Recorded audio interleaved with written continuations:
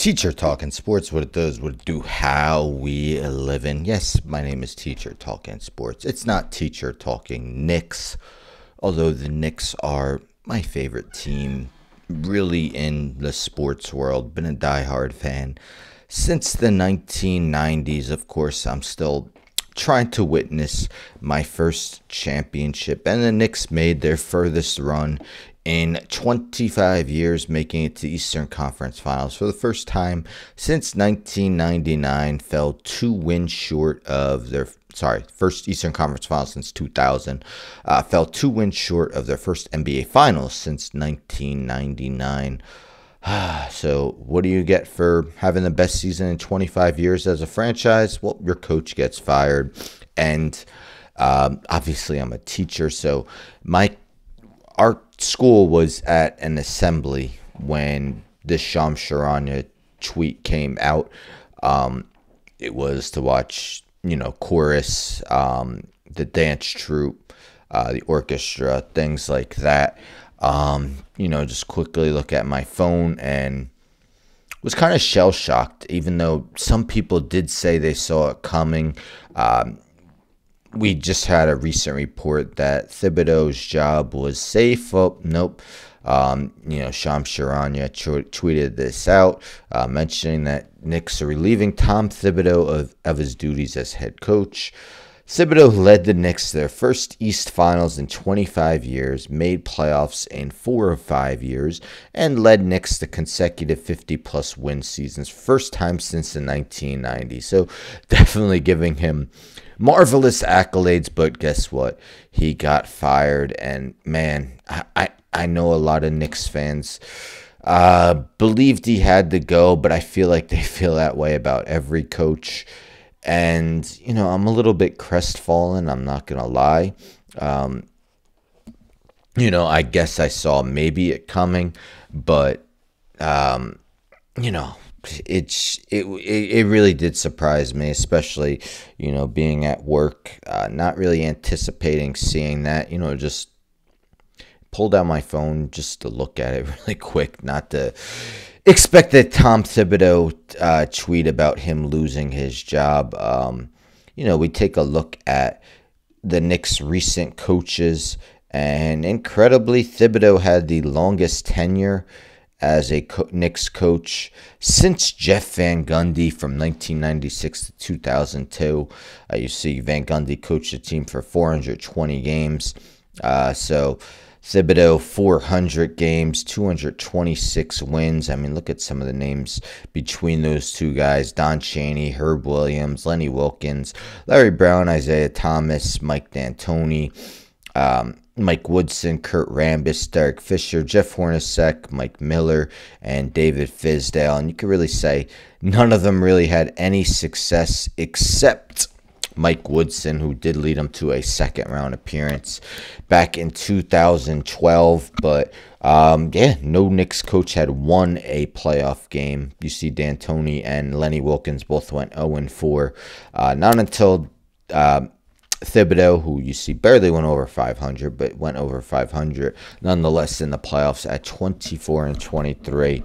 Again, 4 postseason appearances in 5 years. And normally I don't always speak off the top of the dome. I have things planned out, what I'm going to say, but I just got home from work trying to still,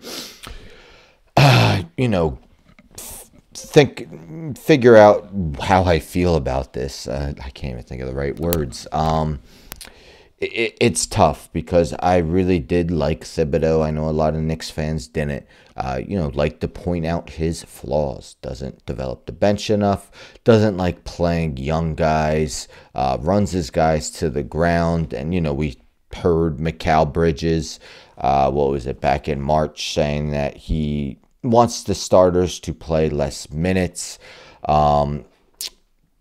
The report came out from The Athletic the day after the Knicks were eliminated, how the coaching staff frowned upon Bridges saying that, although they didn't necessarily take him out of the lineup.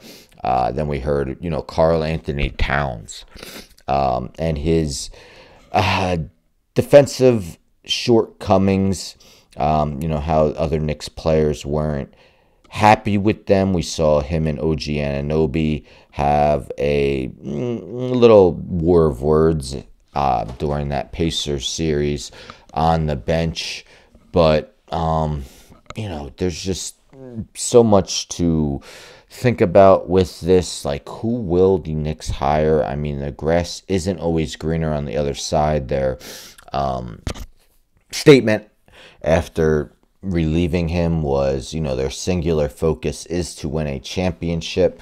I get it. A lot of people think Tom Thibodeau's ceiling is basically where he went. Yes, this is his second conference finals appearance, but no finals appearances. Still, no finals appearances. One of the most accomplished coaches really ever to never have an NBA finals appearance. But should he have been given more than 1 year to work with this new crew? Yes, he's worked with Karl Anthony Towns before, but man, for a guy who was third team All NBA, started the All-Star game, definitely very scrutinized. And as a Knicks fan, I saw it from many fans with Julius Randle as well. Just because you're a great player doesn't mean that you're not going to catch a lot of flack. And Towns definitely did all season.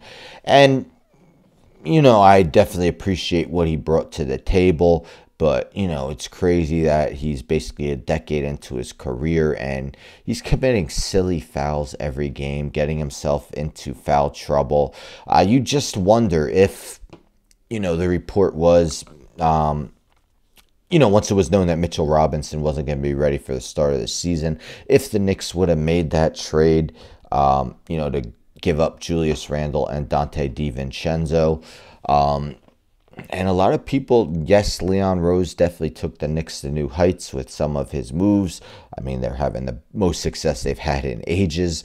But, people are pointing out that Mikal Bridges trade 5 first-round picks, 4 unprotected, to get a guy who's never been an all-star.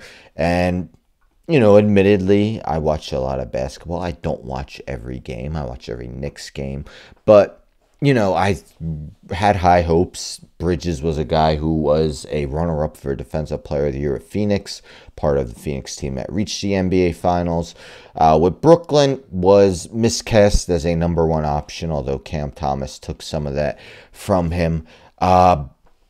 Did I expect more? Probably. I think he may have caught a little too much flack as well due to how much the Knicks gave up for him.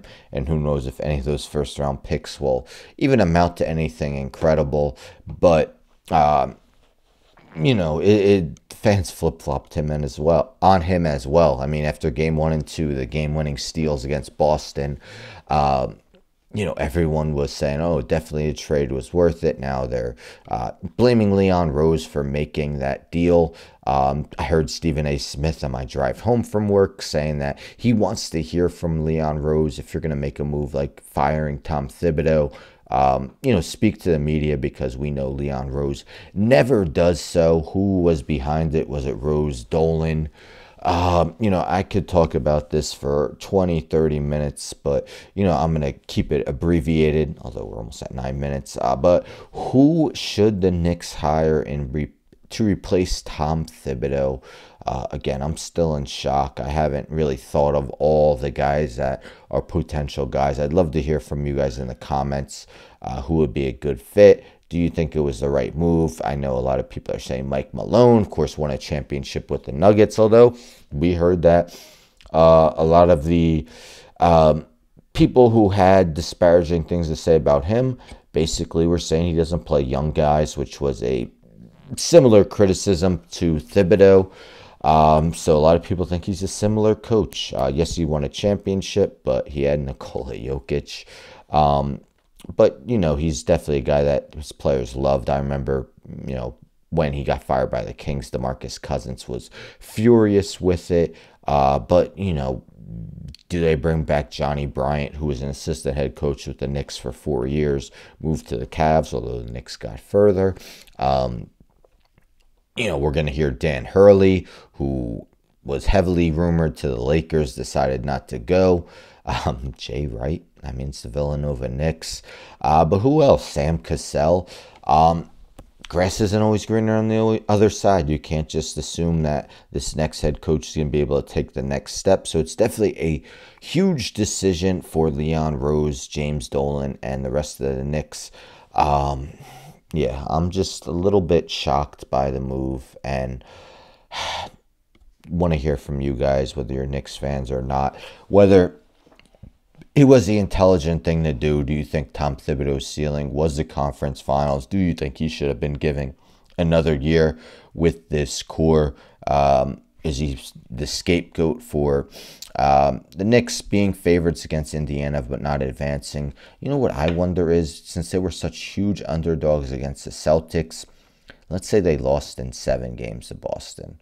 Would Thibodeau have been fired, or did the expectations change once they really surprised everyone beating Boston? I'm going to stop it here, but let me know your thoughts in the comments. Anyhow, don't forget to subscribe. Tell a friend, tell a friend, tell a friend to subscribe. Like the video, share the video, hit the bell for notifications.